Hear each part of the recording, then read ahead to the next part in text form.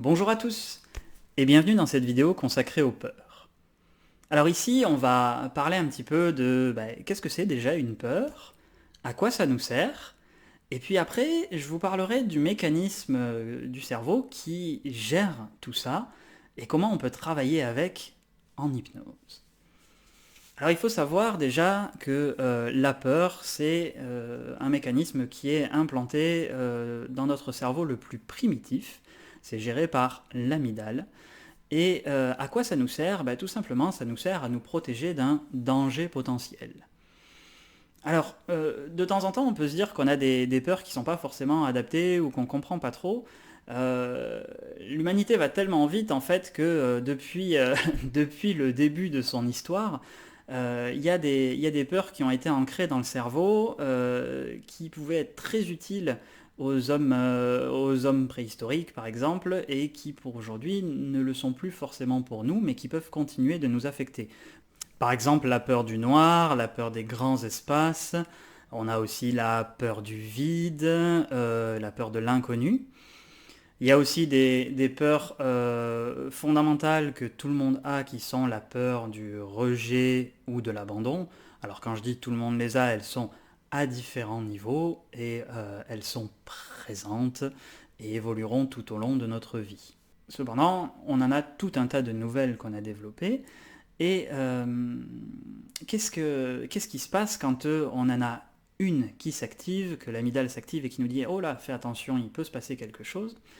Dans notre corps, en fait, physiologiquement, ce qui se passe, c'est qu'on a à ce moment-là une petite décharge d'adrénaline et de tout un tas d'autres substances qui vont permettre en fait au corps de réagir de manière plus efficace. Ça va aiguiser nos sens, donc du coup on va mieux voir, on va réfléchir plus rapidement, et ça va amener le sang, qui est habituellement dans les viscères, au niveau de tous les muscles pour soit combattre, soit fuir. Donc du coup, une peur, c'est très important. Ce qui peut être dérangeant, c'est quand une peur est beaucoup plus forte que ce qu'elle ne devrait l'être. Et effectivement, à ce moment-là, on pourra travailler dessus. Mais quelqu'un qui viendrait me voir en cabinet et qui me dirait moi, je ne veux plus avoir peur de telle chose, on ne peut pas faire ça. Parce que tout simplement, si il faut que la personne se méfie même un tout petit peu et qu'on enlève cette peur-là, qu'on la fait passer à zéro, à ce moment-là, quand elle va être confrontée à la chose, elle n'aura plus cette petite décharge d'adrénaline qui va lui dire fais attention quand même, vérifie que tu risques rien, et qui va lui permettre que tout se passe bien au final. Alors bien entendu, quand on regarde une vidéo sur les peurs ou quand on vient en cabinet, c'est généralement parce qu'on se dit non mais attends, normalement je devrais avoir un petit peu peur, ok, mais là j'ai vraiment très très peur et c'est pas normal. Alors ça peut venir de deux choses, ça. Soit tout simplement d'une expérience passée qui a fait que depuis, la peur elle est très très forte parce que derrière il y a un choc émotionnel.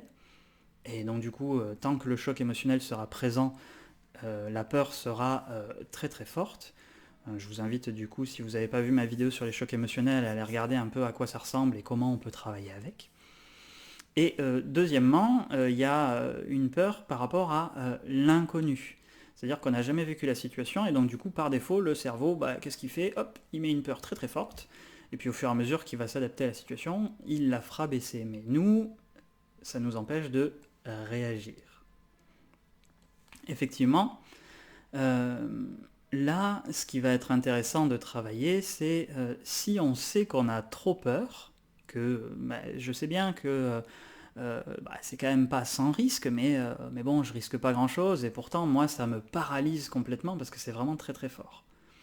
Dans ces moments-là, effectivement, vous êtes en train de me dire que votre cerveau sait qu'il surréagit. Et donc du coup, avec quelques techniques d'hypnose, on va pouvoir tout simplement lui demander de faire une mise à jour pour dire, ok, tu sais que jusqu'à présent tu réagis comme ça, parce que c'est habituel, prends un peu de temps pour ramener ça à quelque chose de beaucoup plus utile, pour ne pas me mettre en danger, mais pour ne pas que ce soit bloquant pour moi non plus au quotidien. Et à partir du moment où il a fait cette mise à jour, qu'est-ce qui va se passer au niveau de votre corps et physiquement parlant? Ça a l'air tout bête, mais c'est comme ça que ça fonctionne. Il va vous envoyer une décharge beaucoup moins forte, beaucoup moins de stress, et donc du coup vous pourrez évaluer au mieux la situation sans vous mettre en danger et sans que ce soit bloquant. C'est fondamental, c'est juste cette notion de nuance entre le trop peur et le pas assez peur. On va chercher un juste milieu qui va vous permettre de réagir au mieux.